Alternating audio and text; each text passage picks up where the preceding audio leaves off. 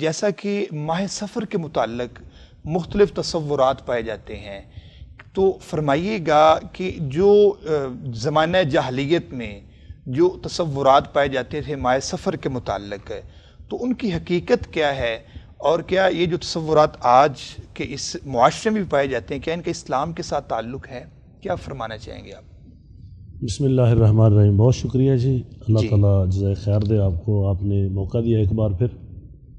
تو اس حوالے سے جو ماہ سفر کے حوالے سے صحیح بخاری اور مسلم کے اندر حدیث ہے، اور بڑا واضح پیغام ہے اس کے اندر، کہ دور جاہلیت کے اندر جس طرح باقی کچھ غلط چیزیں جاہلانہ روش موجود تھی، ان میں سے ایک یہ بھی تھی کہ وہ لوگ ماہ سفر کو منحوس سمجھتے تھے۔ تو نبی کریم صلی اللہ علیہ وسلم کا فرمان ہے، آپ نے اس رسم بد کو اور ساتھ باقیوں کو بھی اکٹھا ذکر کیا۔ نبی علیہ السلام نے فرمایا لا عدوى ولا طیرۃ ولا حام ولا سفر۔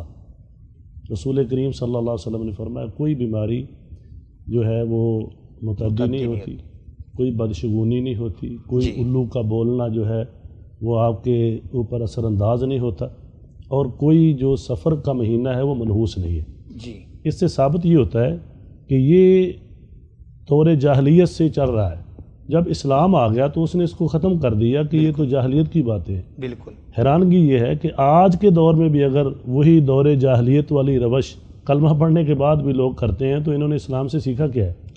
پیارے نبی صلی اللہ علیہ وسلم نے واضح طور پہ اس کا رد کر دیا کہ اس کی کوئی حقیقت نہیں ہے کہ آپ شادی کریں گے تو معاذ اللہ کو نقصان ہوگا، آپ کاروبار کریں گے تو کوئی نقصان ہوگا۔ یہ سارے توہمات ہیں، اور جس طرح شیخ طیب اور مہاجدی صاحب حفظہ اللہ نے توحید کا ذکر کیا، تو یہ ساری چیزیں توحید کے ہی خلاف ہیں۔ عقیدہ توحید ہمیں سکھاتا یہ ہے کہ جو نفع نقصان ہے وہ اللہ کی طرف سے، قل لن یصیبنا الا ما کتب اللہ لنا، کہ اے نبی صلی اللہ علیہ وسلم فرما دیجئے کہ جو اللہ نے لکھ دیا ہے وہی آپ کو ہوگا، وہی پہنچے گا۔ یہ نہیں ہو سکتا کہ کسی مہینے کی وجہ سے، کسی دن کی وجہ سے آپ کا کوئی نقصان ہو۔